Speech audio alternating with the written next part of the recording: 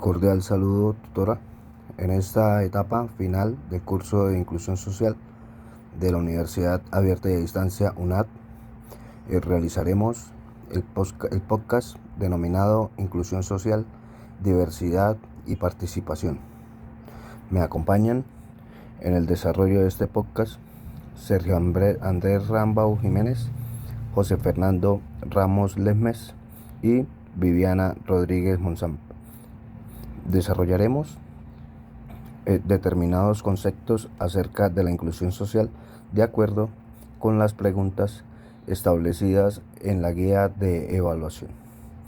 En este sentido, iniciaremos dando respuesta a la pregunta que indica: ¿cómo define ahora la inclusión social?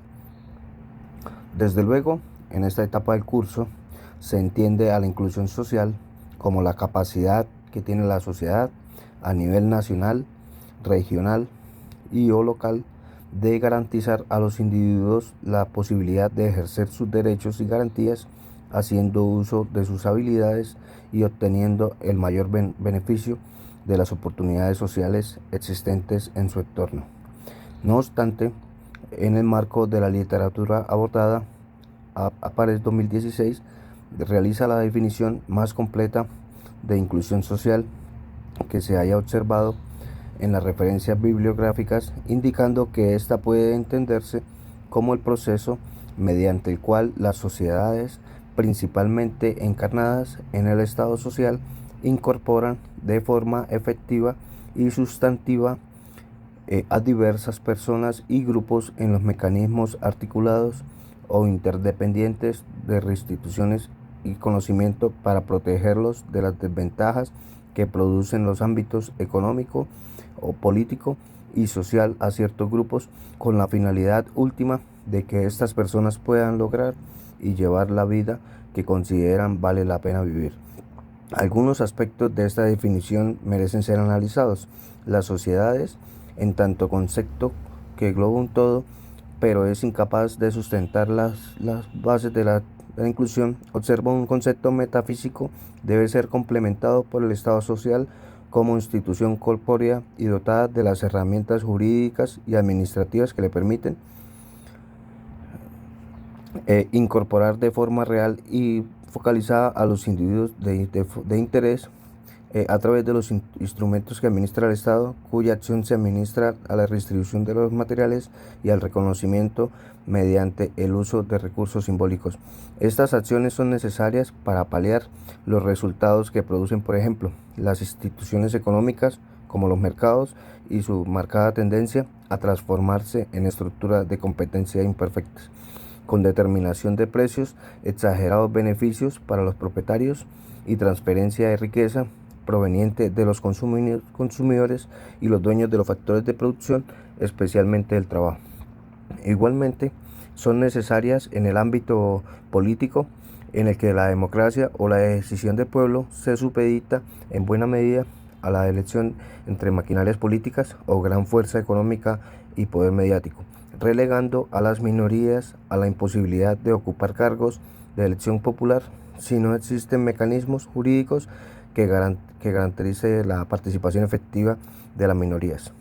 Las acciones redistributivas y de reconocimiento son absolutamente necesarias en ámbitos en los que ejemplarmente las minorías son estereotipadas negativamente, evitando el acceso al trabajo y soslayando sus derechos sociales por considerarlos como parte existente pero no constituyente de la comunidad. En resumen, la inclusión social, en la voz de Amartya Sen, puede definirse como la posibilidad de contar con justicia social para todos, eliminando las barreras que impiden el acceso a las libertades políticas, económicas y a las comunidades sociales, a las garantías de transparencia y asimismo a la seguridad de la pobreza. Este podcast continúa con la intervención de mi compañero Sergio Andrés Rambau Jiménez. Cordial saludo. Mi nombre es Sergio Rambao. Para contestar la pregunta, ¿cuál considera que es el principal aporte que su vivencia diaria como ciudadano debe hacer para generar un entorno que valore la diversidad y la participación social? Inicialmente es necesario comprender que la diversidad y la participación social son parte fundamental del desarrollo humano. Colombia, en su Carta Magna del 91, reconoce como un país diverso y asimismo establece las bases para la participación social de cada uno de los individuos. Sneller en el 98 reconoce la participación como una de las 9 necesidades fundamentales para alcanzar el desarrollo humano, mientras con respecto a la diversidad indica es mejor el camino para estimular los potenciales creativos y sinérgicos que existen a toda sociedad. La creatividad es entonces una segunda necesidad fundamental que se puede identificar. Esta reflexión de Max Nell es del 98. Una vez explorados estos conceptos teóricos, es posible señalar que el principal aporte para el desarrollo y la diversidad, la participación social, se establece en el bloqueo de historias únicas, que estigmatizan y privan al ser humano de su dimensión holística. Permite que las historias de algunos centros de poder se transformen en verdades inobjetables basadas en información incompleta. Estos bloqueos permiten visualizar al ser humano como un conjunto de necesidades, satisfacciones y medios, como lo visualiza Maltz, que Distan considera de la paupérrima concepción que le ha asignado el racionalismo económico al ser humano como un ser concepto inalcanzable de maximizar algo. En este sentido, el ser no es diverso ni participativo. La categoría de ser humano no se encuentra en estas estructuras de pensamiento reduccionistas, sino en aquellas que entienden al ser humano como el resultado de un proceso de evolución histórica en el que la diversidad y la participación como elementos de inclusión permiten construir una sociedad más allá de las esferas del mercado. Gracias. Hola, mi nombre es José Fernando Ramos Lesmes y vengo a darle respuesta a la pregunta número 3, que dice: ¿de qué manera el contexto influye en la inclusión de las poblaciones? Argumente su respuesta desde las falacias del neoliberalismo. Bueno, el neoliberalismo se enfoca mucho en el individualismo. Según esta forma de pensar, la sociedad es el resultado de las decisiones individuales de personas que actúan de manera racional para conseguir lo que más les conviene. Esto se conoce como individualismo metodológico. El problema es que esta visión simplifica demasiado a las personas, ignorando que no solo nos basamos en la razón, sino que también nos basamos en los sentimientos y en nuestras experiencias complejas, porque pues somos seres humanos. Para el neoliberalismo, si todos los individuos son racionales y buscan maximizar su propio beneficio, ¿qué diferencias pueden existir entre ellos? Esta perspectiva ignora la realidad de todas las decisiones humanas, que a menudo están influenciadas por emociones y responsabilidades, como la de cuidar de un familiar enfermo en lugar de comprar un auto nuevo. Si la sociedad fuera solo la suma de estas decisiones racionales, el comportamiento social sería muy diferente de lo que realmente es. La dificultad surge cuando esta forma de pensar, que promueve el individualismo y la racionalidad extrema, se convierte en la base para diseñar las políticas públicas, como sucede en países con una fuerte influencia neoliberal.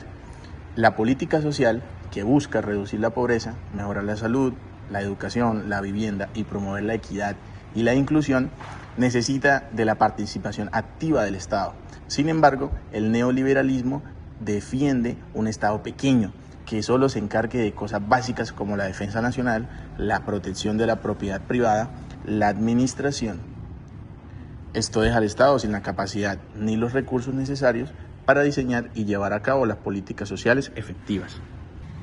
La falta de una política social sólida afecta directamente las posibilidades de inclusión de las poblaciones vulnerables. El modelo neoliberal olvida que es necesario eliminar las barreras que impiden a estas personas acceder a la libertad política y económica, a las oportunidades sociales, a la transparencia y a la seguridad. El mercado, con sus leyes de oferta y demanda, no puede solucionar estas barreras ni garantizar el desarrollo humano. El desarrollo humano es un concepto mucho más amplio y complejo, que va más allá de lo que las fuerzas del mercado pueden comprender. Requiere de la intervención de individuos que no solo sean racionales, sino que también sean humanos, capaces de considerar aspectos no económicos. El neoliberalismo, por el contrario, solo valora aquello que puede ser comprado y vendido en el mercado. Necesidades básicas como alimentarse, abrigarse o tener salud solo son importantes si se pueden intercambiar por dinero. Si no, no tienen valor. Así como en pocas palabras, o resumiendo todo lo que acabo de decir, el neoliberalismo, al priorizar el individualismo y reducir el papel del Estado, crea un contexto económico que, en lugar de fomentar la inclusión de todos, favorece a los que tienen dinero y excluye a aquellos que son diferentes o no pueden satisfacer sus necesidades a través del mercado. Cordial saludo, mi nombre es Viviana Rodríguez Monsalve. A continuación estaré dando respuesta al interrogante ¿cuál es el rol que como profesionales deciden asumir de cara al proceso de inclusión social de quienes sean sus clientes o compañeros en el escenario laboral? La eliminación del neoliberalismo como sistema socialmente nefasto es una difícil tarea, pero una necesaria acción. Desde luego no se piensa en la ejecución de actos violentos, el apoyo a tiranías u otras acciones que, lejos de mejorar la actual situación, pueden empeorarla. De igual forma se trata entonces de la revolución de las ideas y de las cosas pequeñas.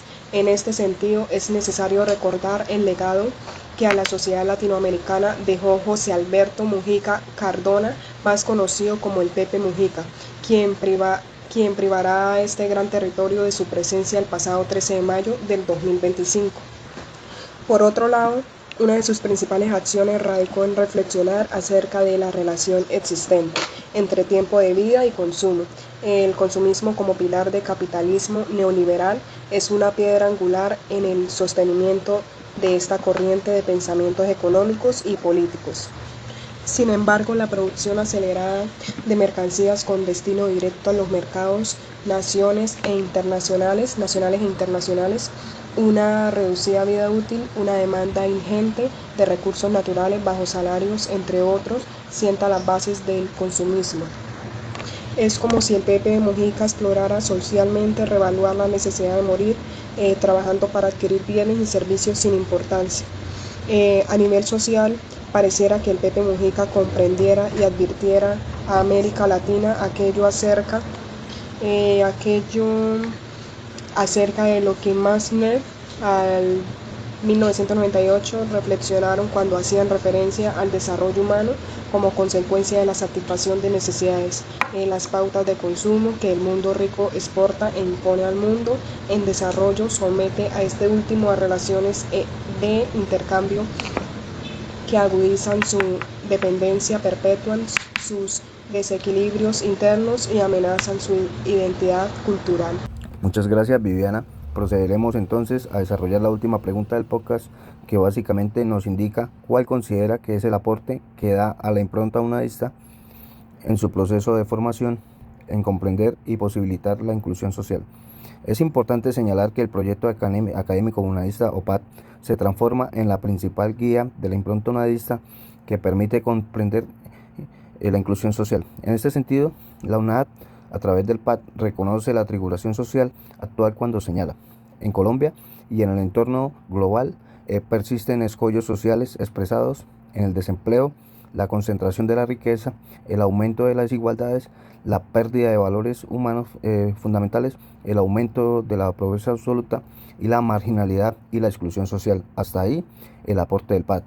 Dado el escollo al que hace referencia el PAT en su párrafo inicial, indica inclusión social, es decir, la existencia de barreras que impiden el acceso a las libertades políticas, económicas, a las oportunidades sociales, a las garantías de transparencia y asimismo a la seguridad protectora. Desde luego, la impronta unadista demanda de sus estudiantes el reconocimiento del otro como un ser humano y no como una mercancía u objeto transable.